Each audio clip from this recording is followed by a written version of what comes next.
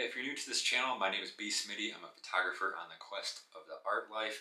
And if you're interested in photography, I post a lot of videos on it. Hit that subscribe button so you can keep updated. So a lot of camera companies these days are releasing their cameras weather sealed. So previous models are becoming much cheaper than the new model that's weather sealed. And you might be asking, is it a good thing just to buy the older model, save some money? I think that's definitely a personal kind of answer at the end of the day, but if you have the decision that you could do either, basically for me, I photographed the X100 series. It's like I think pretty much every single one of them.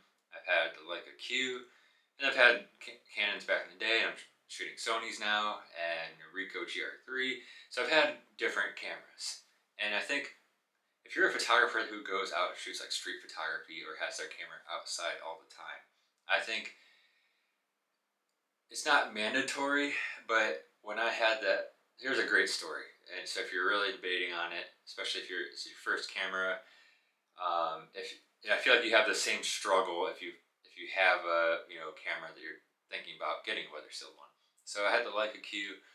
There was multiple times I was out shooting street photos where like it was a gloomy day. I'm from Ohio and it's gray about 99% of the year. Uh, but but in actual going out shooting photos, it's risky. When you have something like a Leica Q, which is a very expensive camera, or even the X100 series cameras, those have went up in price a lot over the years.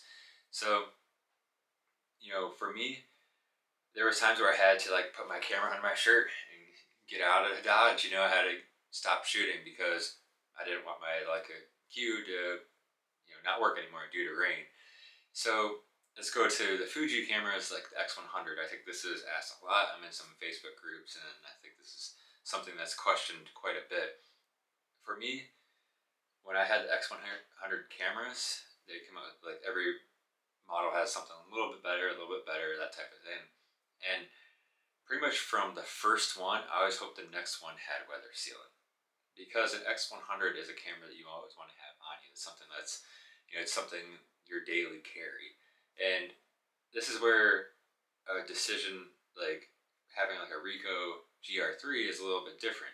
It's something that can fit in your pocket. It's something you can get out of the situation. X100, not so much. If you're in a coat, sure, if you have a coat on, you can stash it away, that type of thing. But so for me, I think weather sealing, if you have the option and you have the funds, I think 100% you should go for it. I think one, you'll be able to get a lot more photography at the same time. You'll be able to shoot interesting photos.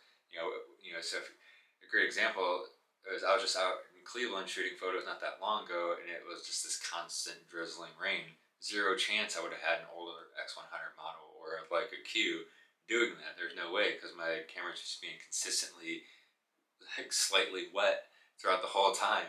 So I think that's what's important is just to kind of if you have a bag that you can always carry where you just know like, hey, if it rains, it's fine, see you later, then that's it is what it is. But I think if you're in the X100 market, especially if you're buying like if you're thinking like the previous model before the V or something like that, and I know they're hard to find at this time of this recording, I would still dish out the extra funds for X100V.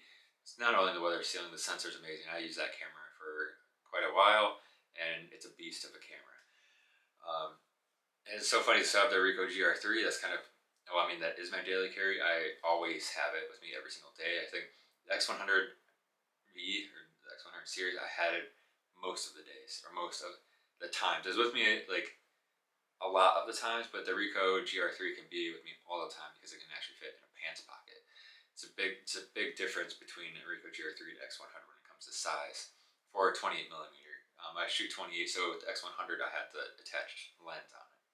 So for me, I still like, oh man, it'd be great if the next Ricoh GR has weather sealing because even if it's the same sensor and they just came out with a new one weather sealed, I would upgrade or whatever you want to call that because I just know like that's what would be great. Like especially in Ohio, where it snows.